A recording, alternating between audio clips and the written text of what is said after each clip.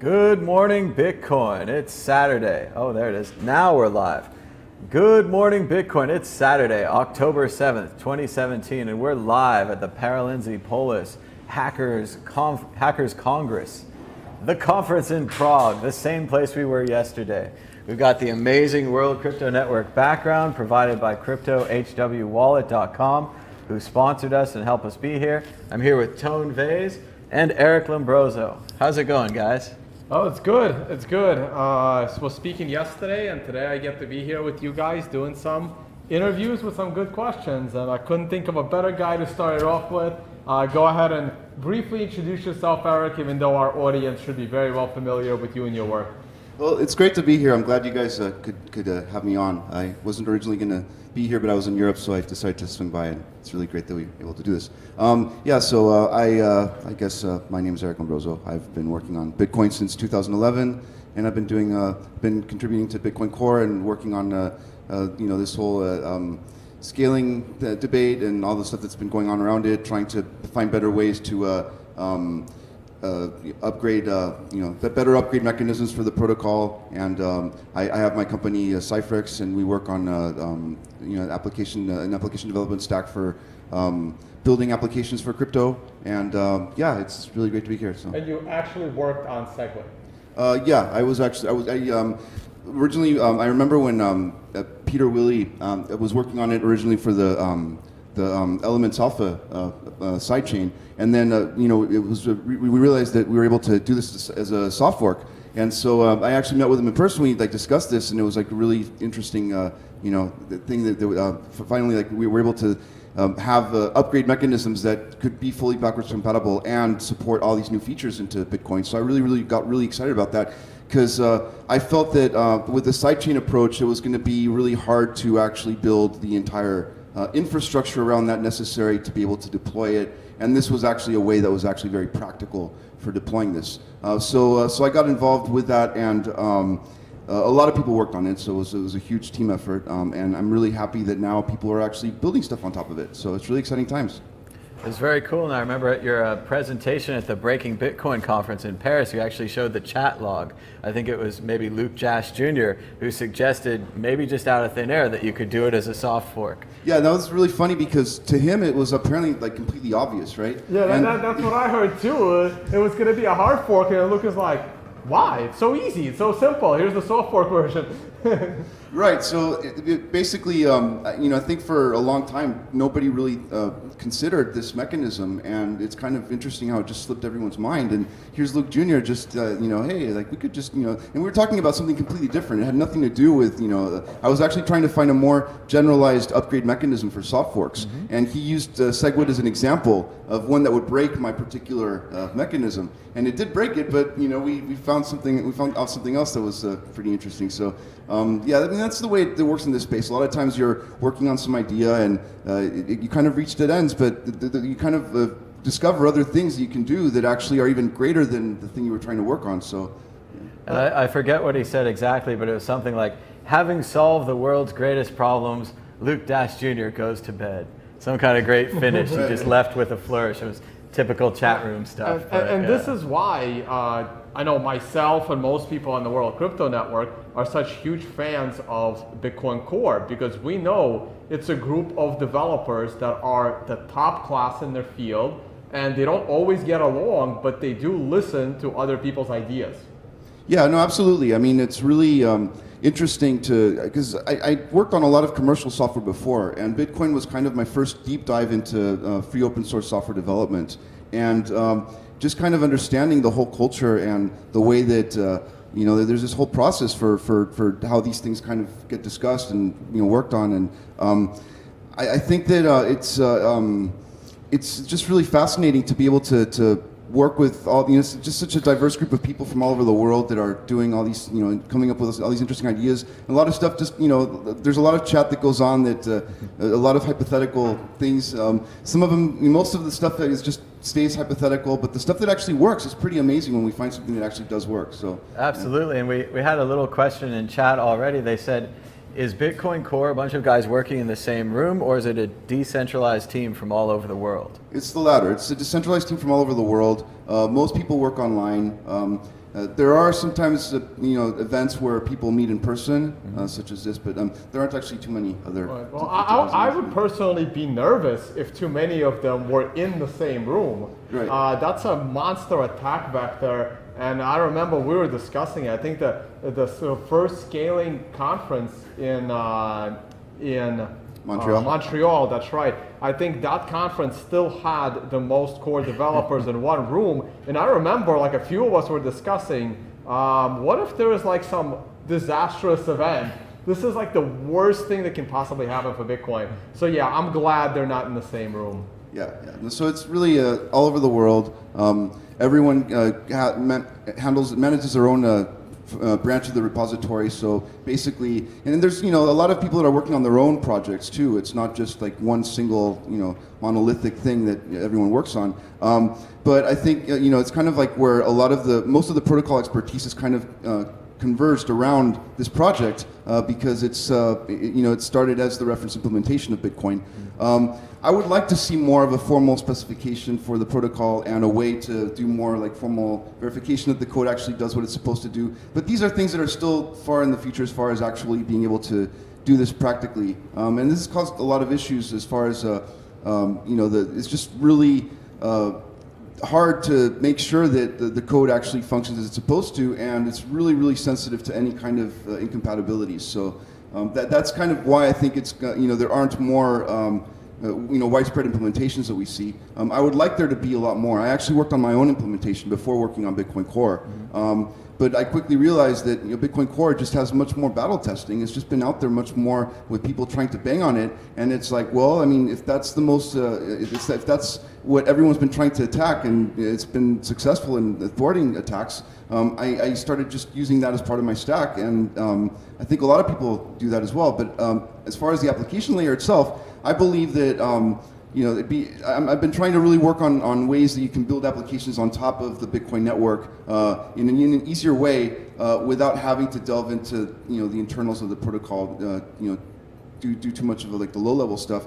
But right now, I think it's still the technology is still evolving, and so we're not yet at a point where it's really a concrete kind of application development model where people can really easily build on top of it. Right, so speaking of building on top of it, what are you working on now that SegWit is in, and what's the latest you're hearing from the next layer scaling like Lightning and maybe some of the other Mimblewimble, or what else is out next?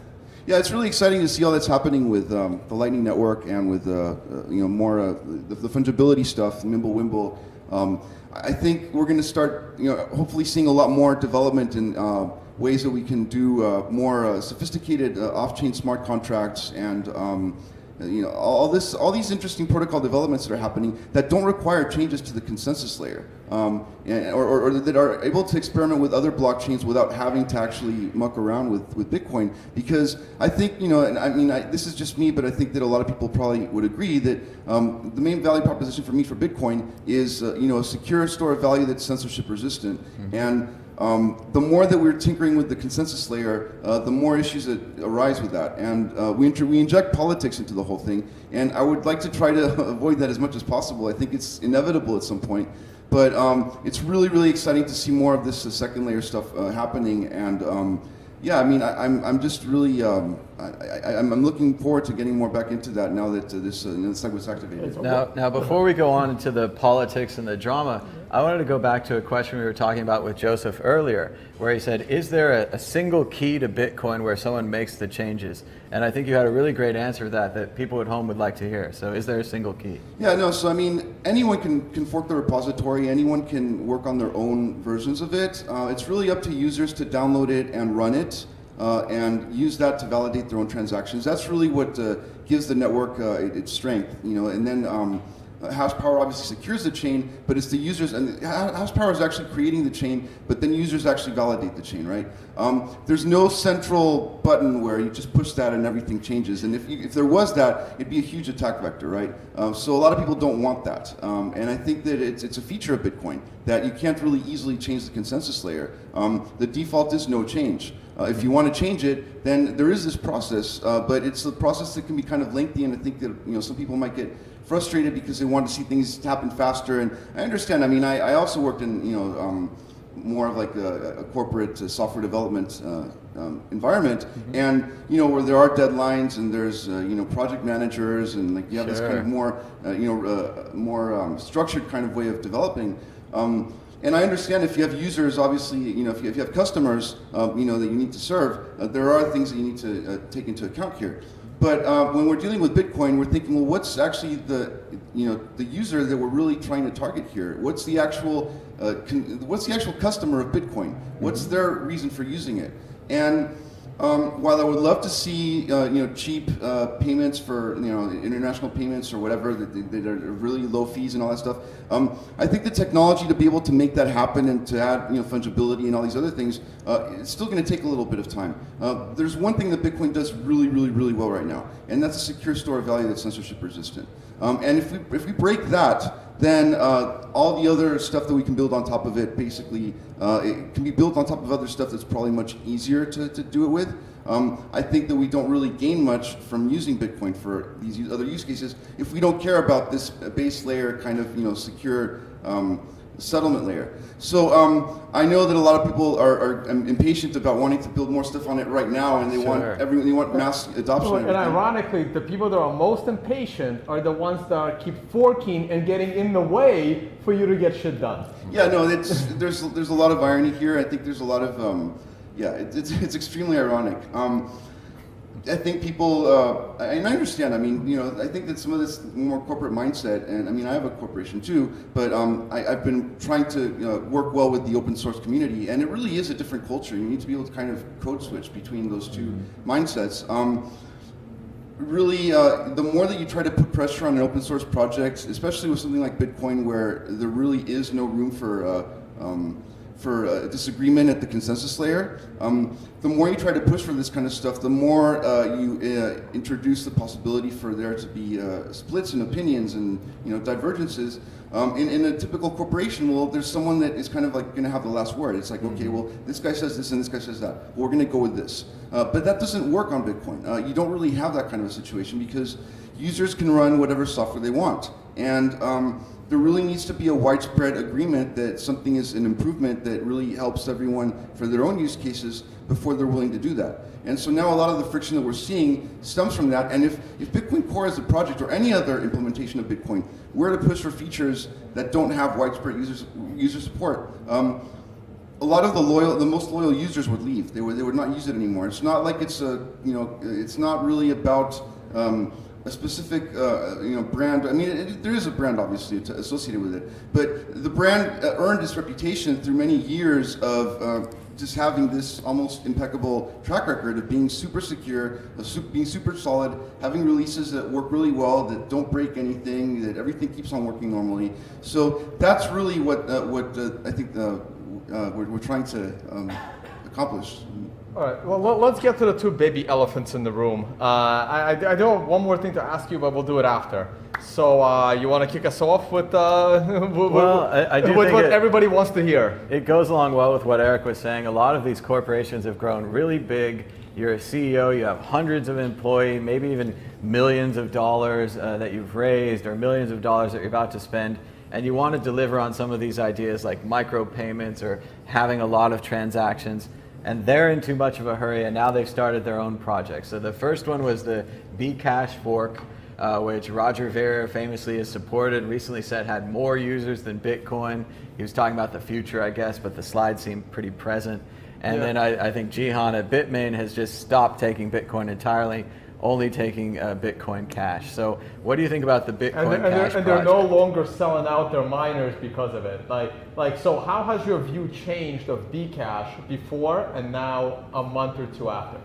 Well, I mean, I think there's no way to stop people from creating forks or doing these kinds of things. It's just part of the way that Bitcoin works, that anyone can do this. And the system needs to be resilient enough to be able to handle these situations. I think it's handled the situation pretty well, despite all this. I think the way that Bcash split off actually is a more graceful way that it could happen. There could be more serious attacks where people try to claim the brand and try to do things like, I think that in the case of the 2X, for instance, the fact that it doesn't have replay protection or strong replay protection, things like that.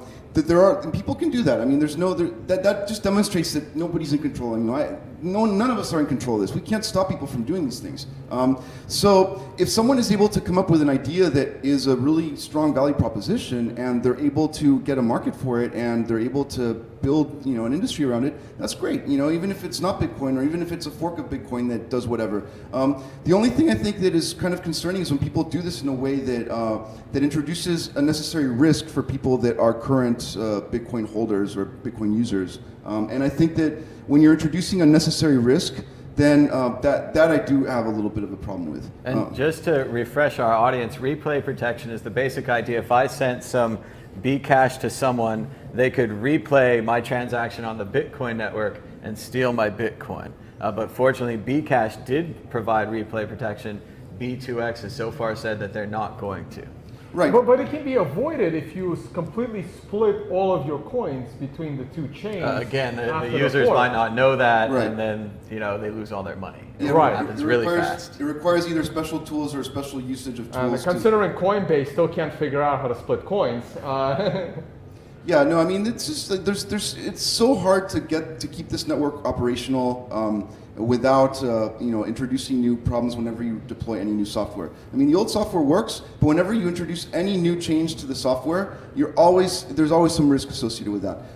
The idea that a multi-billion-dollar network would rely on an almost non-existent team with just a particular political change just to satisfy a few people, to me is absurd. But I mean, as I said before, if there is truly a value proposition in that, I say let them compete.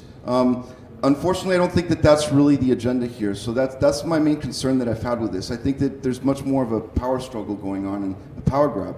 And I think that brings us well into the next topic, which would be Bitcoin 2X or SegWit 2X. It started out with Bcash, which raised their block size to 2 megabytes. Now the next one, 2X, is going to double the block size to 8 megabytes. To 8 megabytes? I'm not sure. They set the max block size limit to 8 megabytes and then took out SegWits. Right. Yeah. And then the new one will have SegWit, but will also have larger blocks. We'll have 2x. Yeah, it'll double the transaction weight, the block weight, the maximum block weight. But I mean, I think that the idea initially was that it was kind of a way to get SegWit expedited and activated, and I think something that really a lot of the people that were that signed the New York agreement were actually very much in favor of SegWit activating and seeing that as the next step, and then working together to build something after that. And I was fully in favor of that. I'm like, okay, well, if we're going to do a hard fork, let's bring more people together and let's actually work on something. Sure. But then at the end, it kind of became this kind of horse trading thing where it's like, well, if I give you this, you give me that, right? And really, the only people that were really, really strongly opposed to activating SegWit were a small number of miners. And so this whole thing was really a thing to appease those miners, to kind of get SegWit activated and then start working on the next thing. It was a small number of miners, but those miners controlled a significant hash rate. Yeah. So it was complicated.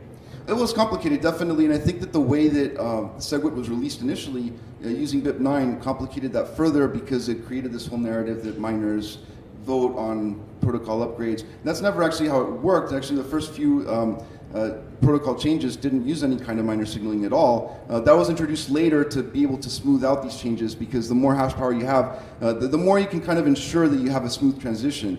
But I think these miners saw that there was a conflict of interest, obviously, and the conflict of interest wasn't a matter of compromise. I think there was there were diametrically opposed visions as far as how this should be, how the protocol should develop, just because of their own interests of what they were doing, right?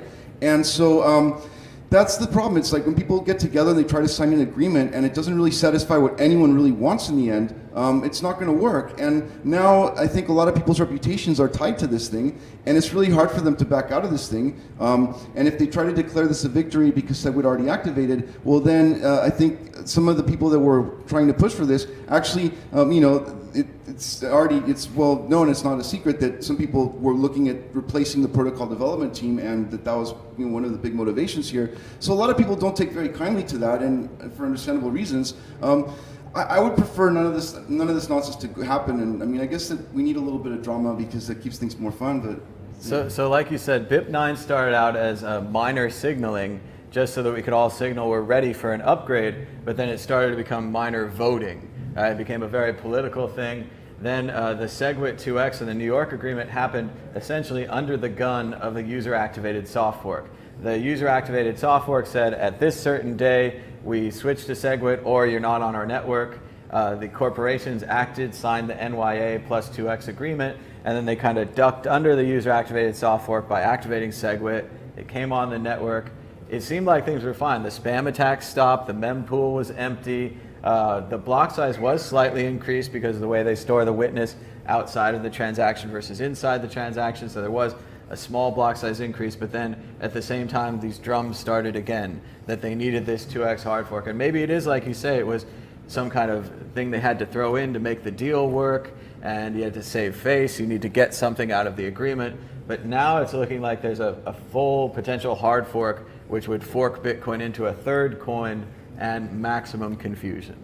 yeah, I mean, I think someone, I don't know who it was that said that one fork dilutes the brand, but 10 forks would actually strengthen it. I'm starting to have that view as well. We're getting into Stalin territory here, yeah. I'm starting to get that view as well. I mean, I was very against the 2x hard fork, but that's because I thought that Bcash was not going to amount to anything, and Bcash is still a minor pain in the ass right now because it messes with the Bitcoin hash rate. It steals it for a short amount of time so they can insta-mine Bcash.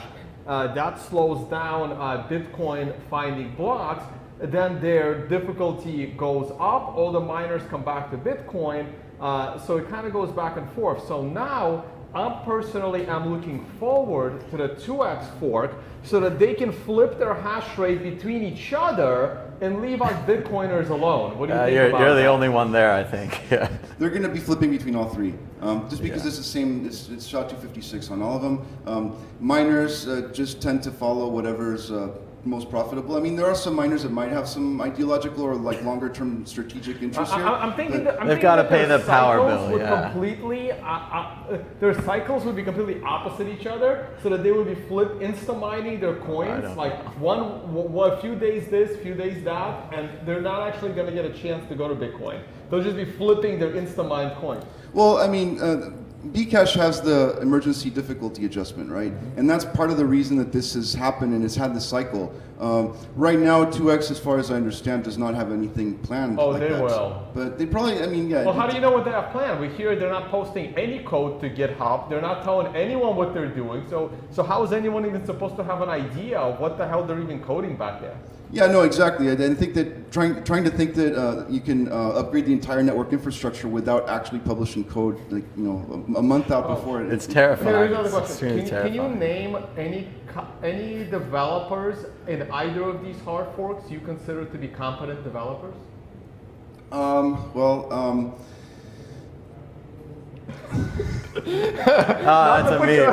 a meat question. Right, we'll skip that one. Hey, will Bit9 ever be used again? I don't know if it will. Some core developers still believe that it could be used in the future. I think that given the circumstances of SegWit, it made it abundantly clear that if it's a politicized fork, or if it's a politicized change in any way, it's really dangerous because of the way that miners use the hash rate it could be used to manipulate the price and other things like that. I consider that an attack. I think a lot of other people also consider that an attack on the network itself, if miners are able to manipulate the price by changing hash rate and stuff like that. Now going back to the EDA, you mentioned that it adjusts the difficulty on the block. So at some point we've seen up to 45 Bcash blocked mined in a single hour. Their inflation rate is through the roof. And there's even a possibility and actually an eventuality that their halvening will come sooner than the Bitcoin halvening. Is this a good thing for Bcash, or do you prefer the Bitcoin style of one block every 10 minutes, that kind of thing? I don't think anyone thinks it's a really good thing except the miners that are making profits from this, right? For them, sure. I mean, it's a great thing that they can just dump all this coin all of a sudden, and they can. Some miners have made a lot of money from this, but I gotta go get that. For everyone else. Right, they're also, okay, Tom's got to leave, but he'll be right back. He's going to go bring some more guests to us.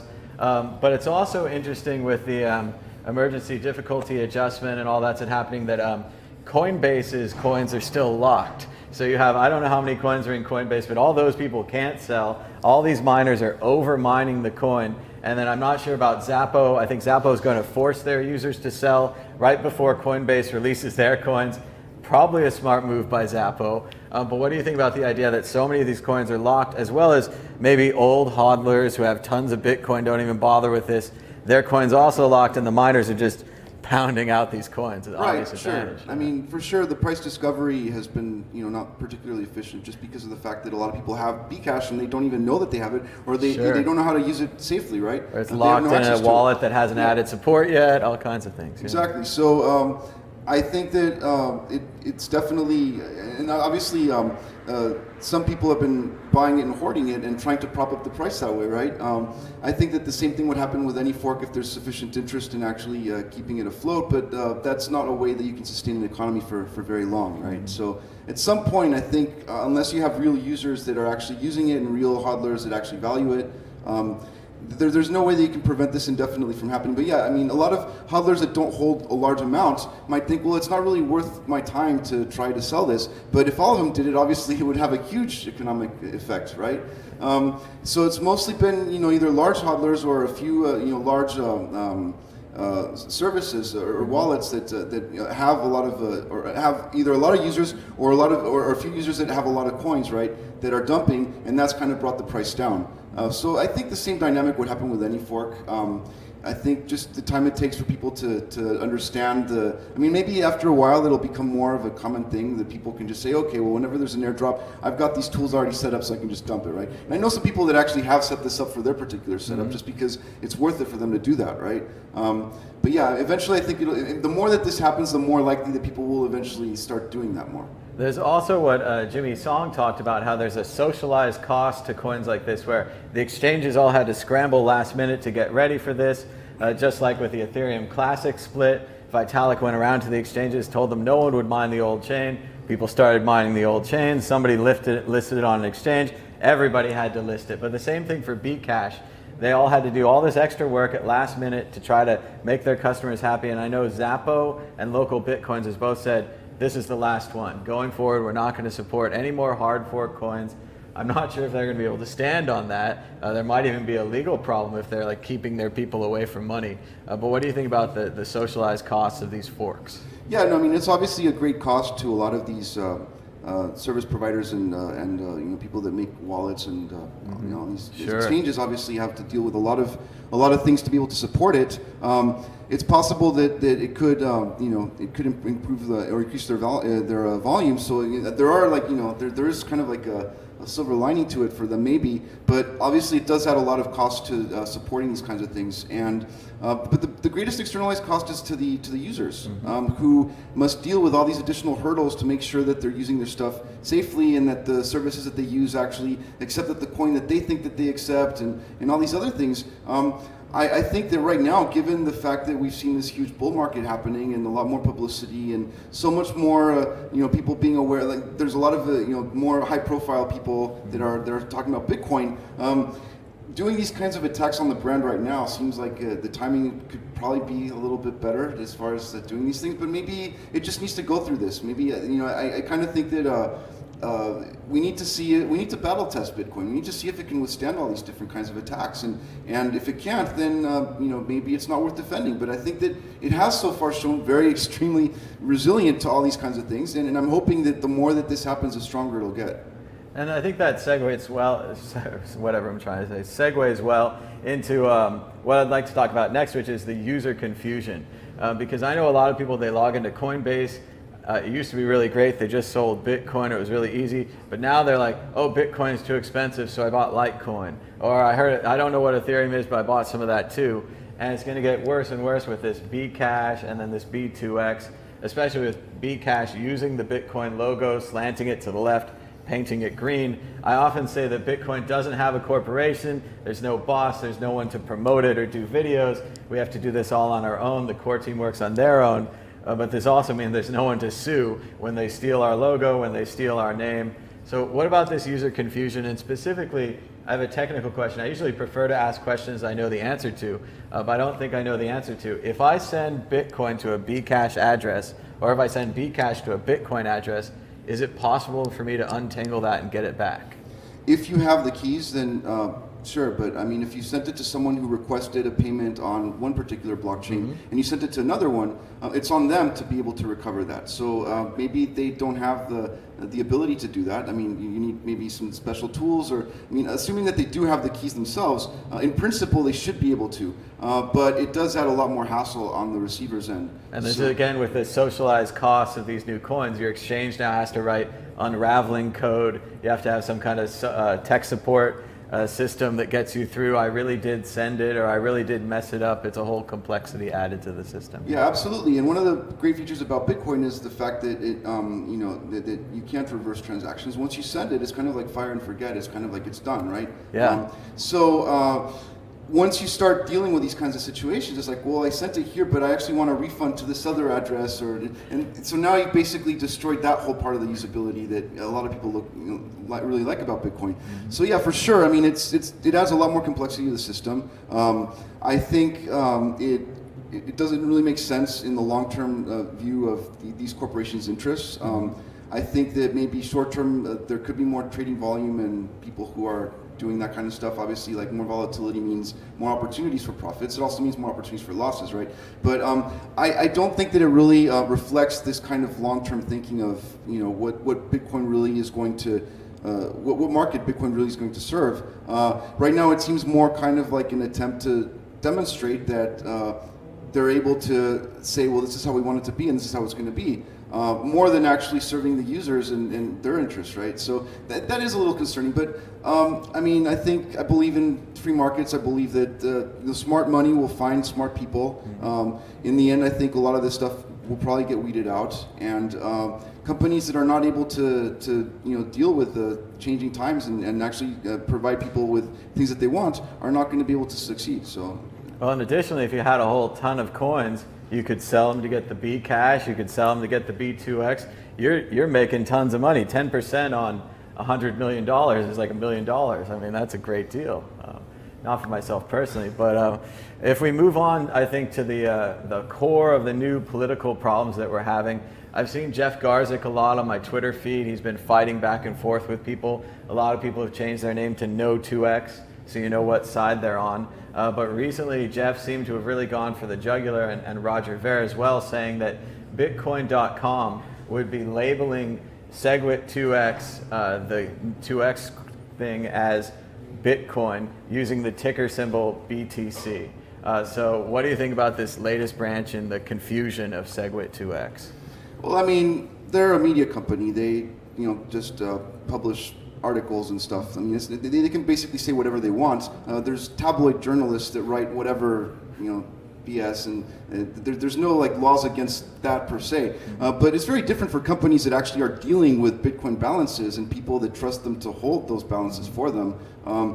I don't think that they have the luxury of being able to just be so flippant about these kinds of things. So I think that maybe Bitcoin.com is trying to use their brand to kind of give more credibility to this, and hopefully that will coerce more, bring more pressure to bear on other companies to do that. But I think that in the end, users are going to be left in a situation where they stand to lose a lot if they use these companies. And I don't think it's in these companies' interests. I think that it's really setting themselves up for massive liabilities if they don't actually take precautions against these kinds of things. Like, for instance, what Bitfinex is doing, I mean, they deal a lot with these margin trading accounts and stuff like that, where it's just not possible to just be so nonchalant about, oh, we're just going to change the ticker symbol. I mean, there's a lot of capital here that's basically people have committed to particular things that they probably don't want changing on them just like that, just because of someone's whim, right?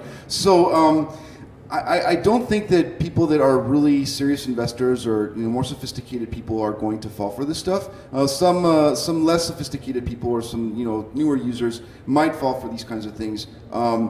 I think that there's just a lot of scammery that takes place in this space. So I think that given the standards that exist in the space already, this kind of thing is not compared to other stuff that goes on. I mean, I don't know, but I think that in the end, I don't think that really sophisticated people are going to be fooled by this kind of a thing. And there was a really great letter that Matt Corello, Blue Matt on Twitter, wrote to the SEC about one of the ETFs. He said that the ETF potentially could recognize B2X as the real Bitcoin, sell all of their Bitcoin, buy a ton of B2X, and the users who just hold these ETF tickets wouldn't be able to have any say in it, and one day they had great Bitcoin and the next day they had this 2X questionable thing. Is that a possibility as well?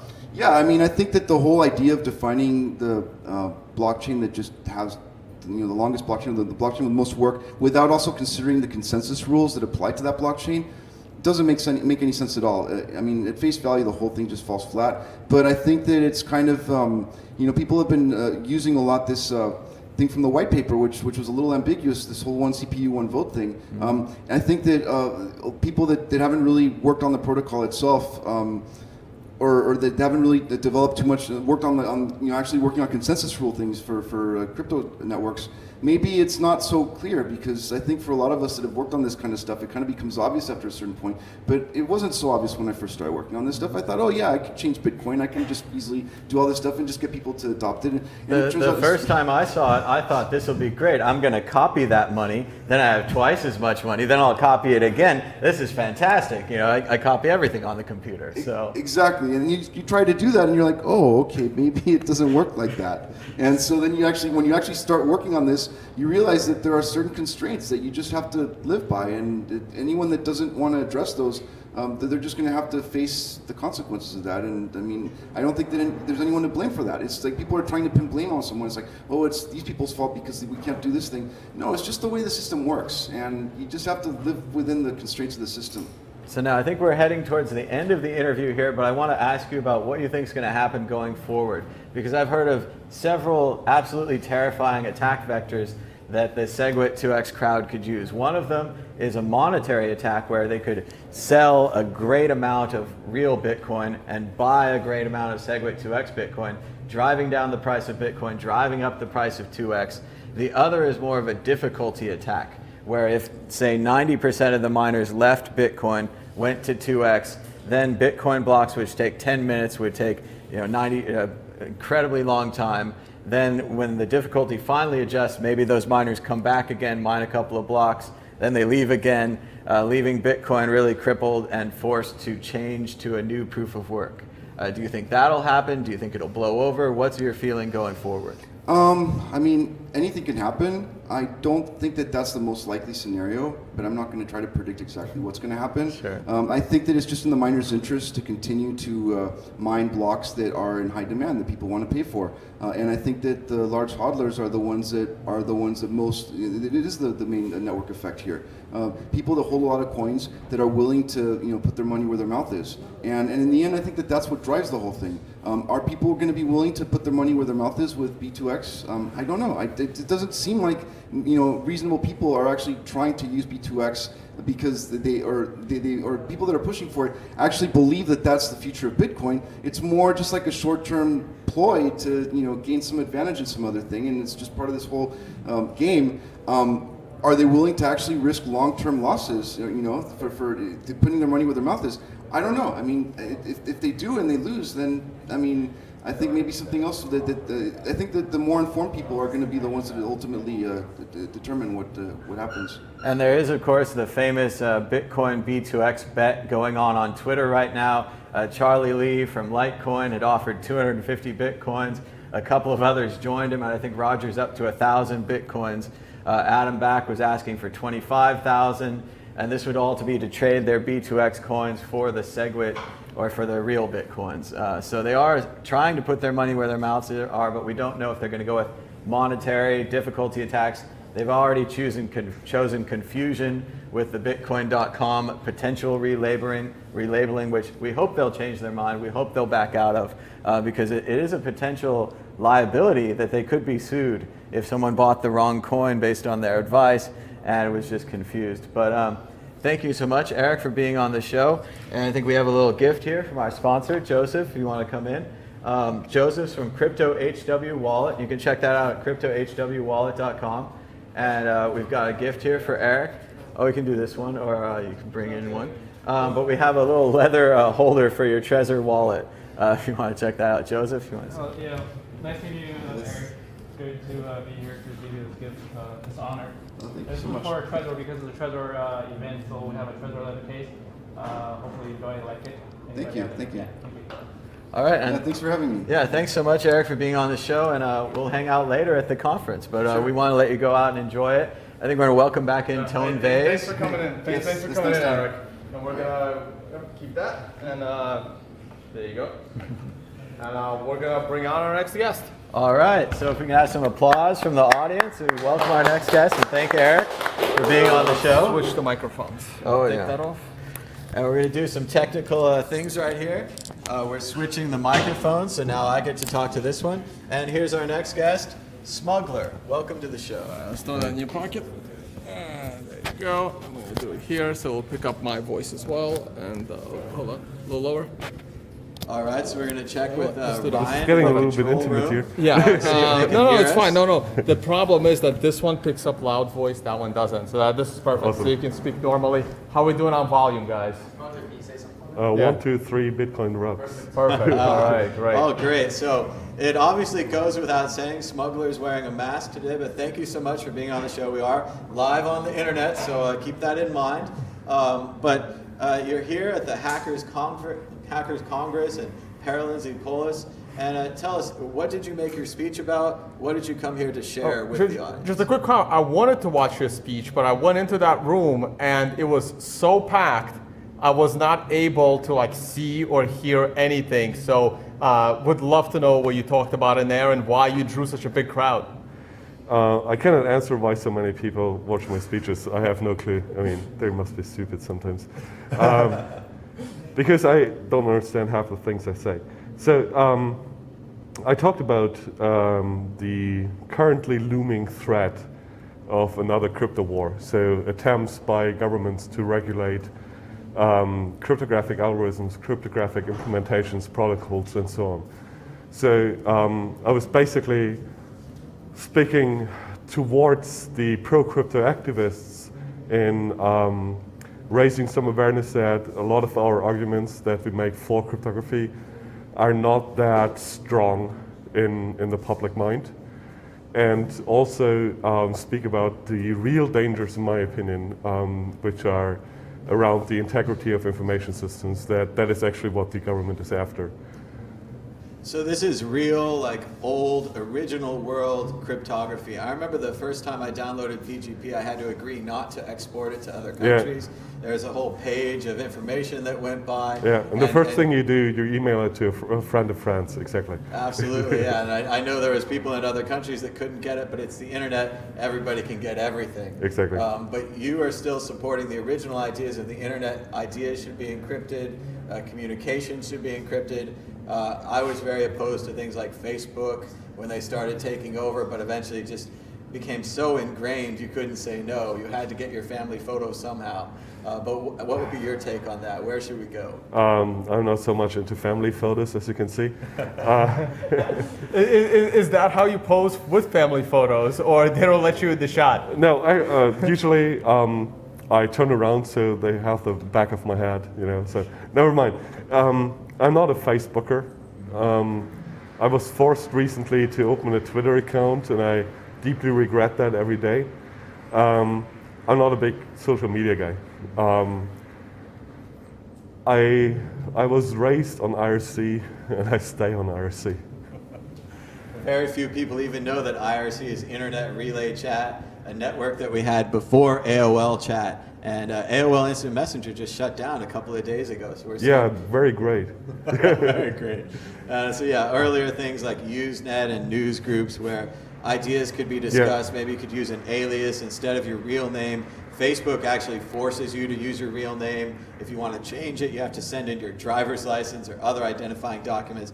It's a very un-internet idea. Which cannot be faked. In China, we're paying with Bitcoin. Of course not. I've never seen a darknet market selling fake documents. Never, never. So what's your vision of the internet going forward? What's the good future and what's the bad future? What can we do? I'm not so good in predictions, especially concerning the future. My ideal world has a more secure internet and a much more private internet. So I think there's a lot of work to do on actually make enormously good anonymity systems. What we have right now is not that great. So, I mean, there are lots of fans for Tor and whatever, and Tor is not bad, I'm not saying that, but I think we can do better. So that is part of it. The other thing is I actually think that we have to reduce the stack. We have so many layers of unknowns stapled on top of each other that it's basically a security nightmare. I mean, the web is essentially broken. The browsers are millions of lines of code. And I think we have to rethink on how to do that, especially for people that are very security aware, and especially for the crypto anarchists. I don't think that web-based darknet markets are a good idea. And I don't really care about the rest of the internet, like the consumer internet. I don't know. I've never visited it, so I don't know what it looks like. I'm more interested in the dark corners and the revolutionary aspects of the internet. Let me ask you this, because our viewers are wondering, because they're looking at your outfit. And is this, at the conferences, yes, it's a big venue, you know, you never know who's here, so you are protecting your identity. But when you go back home, wherever back home is this how you normally walk around the street as well? Or because people around your area don't really know who you are, you're just a person that doesn't stand out and is just part of the crowd and you don't draw attention to yourself? Most of my outfit is my normal day outfit. The exception is actually just the mask. And I often wear high collar things. So they cover like the mouth, but they don't stand out as being, you know, you're a terrorist or a robber or something. And it kind of depends on the weather. I always like the winter because in winter you can dress up however you want, you know, and hide everything you want without anybody becoming suspicious. In summertime, I usually don't wear a face mask because, you know, I can only take so much pain. So you prefer the winter when it's like a face warming mask? Yeah, and it exactly. solves two problems in one. Exactly, exactly. That is exactly it. So I should probably live in Svalbard or something where I can wear that all the time, but the internet connection there sucks. Yeah. So. Or always drive a motorcycle. Yeah, but license plates are an issue, you know. Okay, I see. So for this increased security environment, would you be in favor of maybe a second internet that would be secure, anonymous from the start, change things up? You maybe don't have an IP address, maybe you have a randomized address. Would that be the path you'd want to go down in the future? Well, I don't think that the internet in the sense of the network is something that we realistically will be able to change. I mean, IP version 6, I'm not sure if everybody has heard about that, but for decades we're now trying to upgrade to IP version 6 and it works really well, you know. I mean, onboarding people is a hard task. And I actually don't think that the core protocols of the internet are the issue. I think the issues are in the regulatory domains and they're in the higher levels of the stack. So personally, I don't see any big reason to change the core of the internet because I actually believe that the internet as is a pretty good carrier for overlay networks. And I think if you want to fulfill things like more anonymity, more security, whatever, I think the right place to do that is in overlays. And that also means that you can cater to more different needs. I mean, there are people that don't want anonymity, they just want reliable speed. Then they use their own overlay networks or whatever that, you know, are built for exactly that. And people like us that want whatever, more anonymity, more security, whatever, we use different overlays. So I think that the ideal internet is something like a super stupid carrier. And that is what the internet really is. It's a super stupid carrier, you know. It becomes complicated as soon as you try to build too many features into it. And to solve problems at the wrong layer. And I think we've seen that idea come under attack recently with Verizon and other companies violating net neutrality, sure. which would be a dumb layer, as you said. Yeah. So that's definitely something that we fight against. And sure. I went to the Internet Archive, we kind of celebrated victory on net neutrality, and now, of course, the new administration is being rolled back. I mean, the issue with all these subjects is you're never done fighting. You know, the problem is every day a sucker is born, you know. So there's no permanent victory. And there cannot actually be, because even we learn, I hope, you know. We find out that certain things we did 10 years ago were really stupid, you know. So it's really important to keep your defenses up, to stay motivated, to explore, experiment, whatever, and not think that we ever found the ideal solution, you know. That would be totally boring anyways, you know. So. There'd be nothing to do if there were no problems to solve, I agree. Although from an IT perspective, I love it when there's no problems to solve, because I can just relax and not have to worry about things. But going back towards the idea of maybe Internet 2 and some of these privacy currencies like Monero and Dash and Zcash, a lot of people have lauded them and saying they're going to be the solution going forward, but I worry that if you only have, you know, for lack of a better word, criminals using the network, it's just you're mixing your transactions with a bunch of other bad transactions. Do you support any of these privacy currencies, or are you more into Bitcoin? Oh dear, that's a bit of a big question. I'm actually a fan of Monero because of the spirit of Monero. Sure. So rock on Monero. But when it comes to what the future method should be, I have a vision, and I know that it will never happen. You know, so I don't really have. If you make it public, your vision will happen. And no. You're taking major risks here to wear the mask and come out in public. So I know you must have an important message, something that you want to get across, and I want to help get that across to the audience. So and that's the wrong assumption why the people flock to my talks. No, my personal vision is actually, I don't think that cryptocurrencies or blockchain-based cryptocurrencies are the end game. And I don't think that their best place is in person-to-person transactions. However, I think that they're extremely great as a settlement layer. So I'm actually, my vision, if that is ever realistic to implement, is a totally different question, is I would like to see a means by which blockchain currencies can be used for bonding overlay payment systems, where you can basically free float with whatever you do in the overlay. Same thing as with the internet, you know, have something that is as stupid as possible, that caters to exactly every need because it defines so little, and then do the more interesting things on top of it. And so I've been in digital currencies before there was the blockchain, or the thing we call the blockchain now. And we were talking about stuff like untraceable digital cash, which is enormously cheap and provable secure. And it just has this little tiny issue of issuer risk.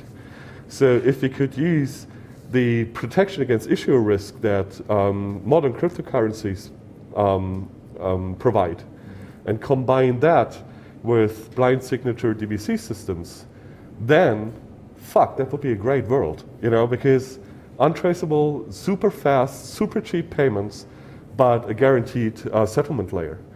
And the problem, I think, is in many cryptocurrencies is that we're trying to do too much and to define too much. Instead, I really wait for the day where we build a cryptocurrency that is aiming towards the internet. You know, it's like just a dump layer. And these are certainly the hardest problems to solve. Without a centralized issuer, you have to have decentralization, then you have a blockchain, then you have all these various levels of complexity, and it keeps going harder and harder. Right, but the thing is, as soon as you have bonding in blockchains or two blockchains, then single issuers are not a problem anymore because they cannot run with your money, you know? And you can audit their protocols, see if they're honest and so on and so on. And if they screw with you, you know, you just withdraw your money and go away. So the thing that blockchain-based cryptocurrencies bring you is no or less issuer risk, or distributed issuer risk to be exact. And if we were ever able to create a blockchain that allows you to have an overlay with no assumptions, that would be the thing to go for. But I have no clue how to do that. You know, don't ask me. I don't know. I do think it's important to put the question out there, because a lot of science fiction just started with people describing their ideas. Arthur C. Clarke wanted to go to Mars, Star Trek wanted a communicator, and now it seems we have one. So if we can put these ideas out there, maybe people smarter than us can work on them. I know Gregory Maxwell had a great idea for confidential transactions.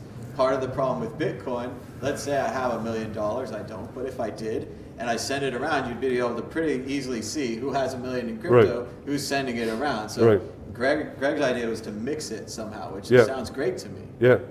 Well, the thing is that pretty much all the anonymity tech we put on blockchains these days are not very... Hey guys, we're live on the internet, so thanks for making noise. Sorry about that. The problem is that all those systems have relatively low anonymity sets. So the amount of transactions and other people that you mix with is relatively low. And even with Monero or something where you have 30-something people in your transaction, that's simply not enough for a long-term system. And I'm not really sure that Zcash is really that much better, you know. So, and that is something where I think the lessons from the old digital cash world come into play, where if you construct it correctly, your anonymity set equals every user, you know, and you have a provable way of showing that you're untraceable. And I really like this idea of actually knowing that it is untraceable, even if everybody else colludes against you. All right, so what's next for you? What other conferences or events do you speak at, or where can people find more about you, which would probably be difficult, but how do you get the message across to a wider audience? Yeah, the thing is, I don't actually have a message, you know, so I'm actually not, I'm not spreading a message anywhere. So I go to HCPP every year because this place simply rocks and there are great people here, you know. So this is your only speaking venue of the year? I've given up on conferences, you know. I went to like 5-6 conferences a year. And then I found out that I actually have work to do, you know, and then I had to settle on one. And HCPP is like the conference I always wished for, and now it's there, you know, so that's why I'm here. Well, thank you for coming out. I have to assume you own a Trezor for the safe storage of your crypto, and this one will match with your outfit, being a black leather case. Awesome.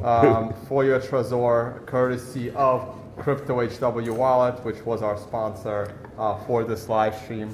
And thank you so much. I know you hate Twitter, but do you want to announce your Twitter account where people can follow you? It's up to you. I think it is The Real Smuggler. The Real Smuggler. At The Real Smuggler. Thank you so much, Smuggler, for You're being welcome. on the show, and thank you for You're welcome. so much, thank man. you. All right, Yeah, we got a whole audience here. All right. Hi guys. All right, I think we're joined by Pavel. How's it going, man? All right, or you can do this one. Just hold it really close to your mouth, talking to the top. We're still live, Ksenia. Hello. If you want to get in here. I'm gonna steal Ryan to check the room for the live stream. Okay, that's great. We're still live. Stream is still live. Down lower. Yeah, so.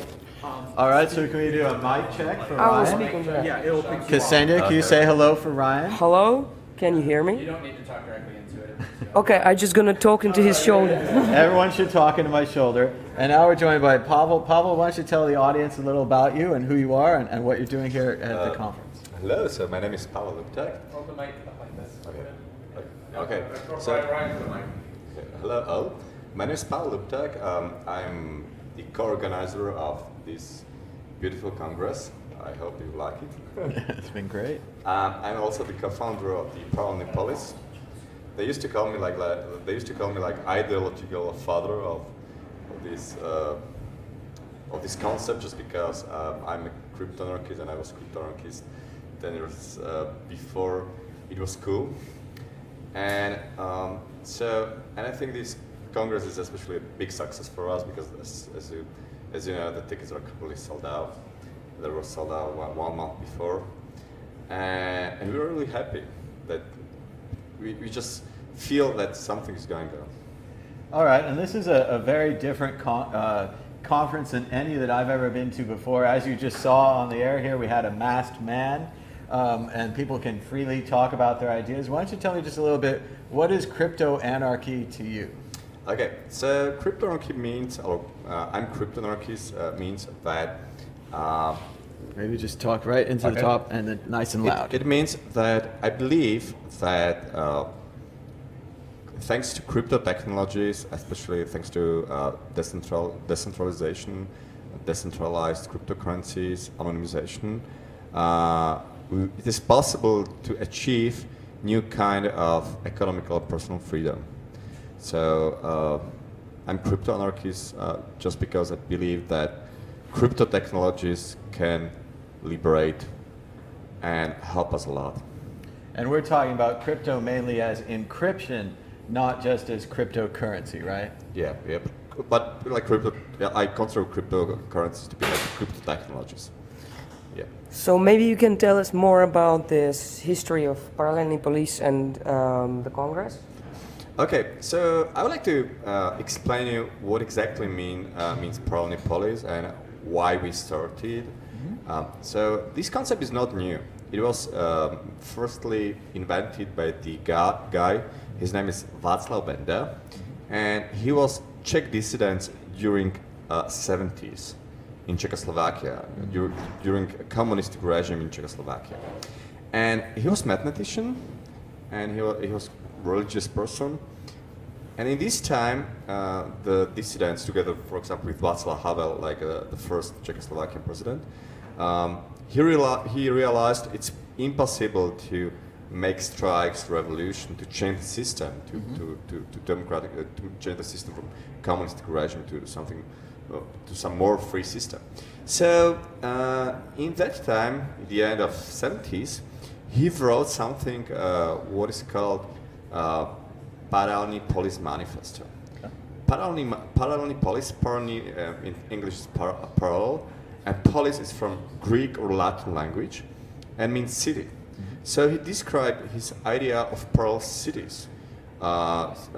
He thought that the society, the only democratic society is the society that accepts existence of any parallel society.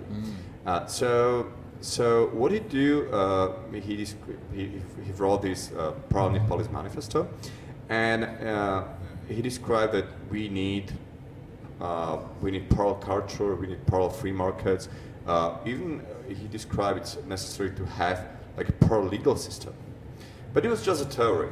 Like the implementation of Paralelní Polis never existed, and so it was just a theoretical approach, a theoretical concept. And then, in the beginning of 90s, there was a cypherpunk movement in California, especially in San Francisco. There was a guy called Timothy Sime, and in 1992, he wrote Crypto Anarchistic Manifesto. And these people, like these first crypto anarchists, they were totally enthusiastic with the new version, new implementation, or the first implementation of asymmetric cryptography, which is called PGP. So these people, they realized huge potential of these crypto technologies, and Timothy Sime he described his prediction in the future in his manifesto and also in his essay Cyphernomicon. And also he described potential existence of the first decentralized cryptocurrency like Bitcoin. He basically predicted Bitcoin. Absolutely. Yeah. And also he predicted like anonymous insurance. I had a presentation about anonymous insurance and prediction markets and how these crypto technologies can significantly change the society and put completely new kind of freedom, digital freedom, to individuals, to citizens, to people. And then in 2004, I became a crypto-anarchist just when I read Timothy Seaman Crypto-Anarchistic Manifesto. And 2014, I became the member of Czech contemporary art, which is called Stohoven. I mean, you know this. Okay, it's probably the most famous, controversial, anti-government artistic group in Czech Republic, responsible for many anti-government projects. Yeah, for example, the President's Dirty Laundry was one of the most famous, right? Exactly. Yeah. So we did so ugly thing that we would be definitely, I don't know, arrested or and jailed, for example, in the US or some other countries. But what I want to tell is that when we revealed that Václav Benda and his Paralelní Polis manifesto, we realized that thanks to crypto technologies, especially thanks to Bitcoin, cryptocurrencies, it is possible to implement his original thoughts, his original ideas, and make parallel society. So that's why we started, why we used the name Paralelní Polis, and we started Paralelní Polis in Prague. And the first conference we decided organize for opening, it was like opening conference for HCPP 14. What was the first conference? This is the fourth year of this conference. So briefly, this is the history. Okay, so there's a lot to unpack there.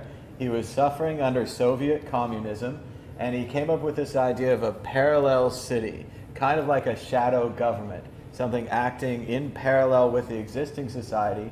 And because of cryptography, he could actually implement these ideas. You came along the ideas in the 70s, but then in 2014, you started implementing them in reality here at Paralelní Polis, and you started having the conference, right? Yeah. Interesting thing about this is like this dissident group from 70s is in Czech Republic. This dissident group is very popular because thanks to this dissident group, we switched in Czechoslovakia from communist regime to democracy. But the thing is that almost no people in Czech Republic know Václav Benda or the concept of Paralelní Polis, and the explanation is because it is just too anarchistic, you know. So all media's like this concern, like this guy, he's still completely or quite ignored by the media's politicians and all.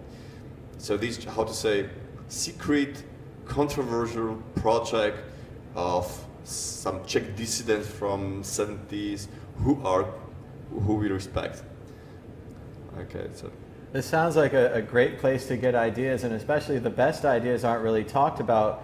They just take action in the world. It sounds much more like a French resistance that was actually incredibly successful in transforming Czechoslovakia and later the Czech Republic. Maybe you can tell us a bit more about returning the Czech flag to the people. This is related to Bitcoin, actually. Yeah, okay. It is quite a complex project. So what we did is 2 years ago, like Czech President Miloš Zeman, he officially support Putin and Russian and China and all these dictatorship countries, and also we consider like Czech president agency to be obsolete, you know. So we think especially in Czech Republic and also in Slovakia, we consider this position is obsolete. And what we did in order to show that we don't like we consider this Czech president position to be obsolete, we decided to climb physically to Czech President Castle Yeah. and change the official president flag to red shorts. Giant red shorts. Giant red shorts, like really like huge red shorts, and it was and it was really dangerous because we like only people who didn't have children went to this castle, for example. Sure, certainly. Okay, and what we also did, we took the original president flag and Czech castle, Czech president agency. So were you arrested immediately? Did you get out of the compound okay, first of all? Yeah. So the thing is, they accused us for theft of the Czech president flag. So they tell us we need to pay 30,000 Czech crowns because it was basically theft. So what we did, we decided to return these 30,000 Czech crowns back to all Czech citizens using bitcoins.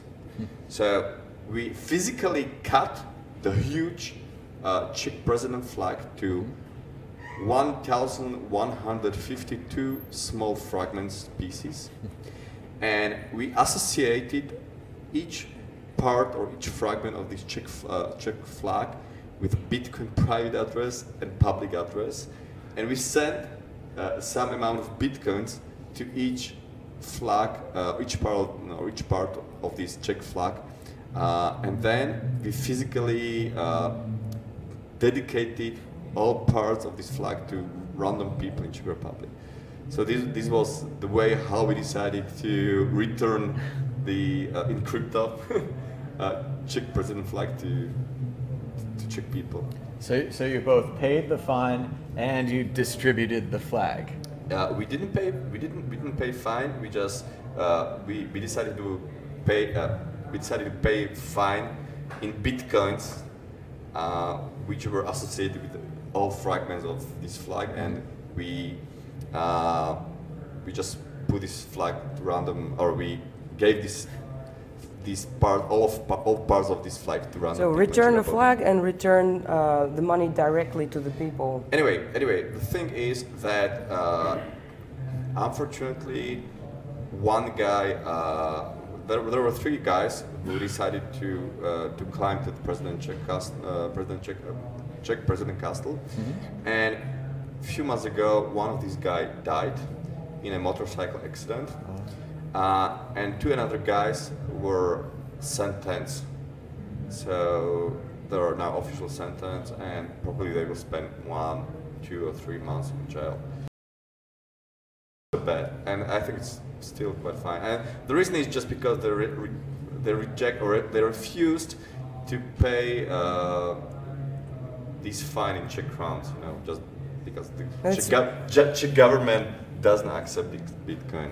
It's a beautiful project. So I think we're waiting for the next guest. So I don't mean to rudely kick you out, but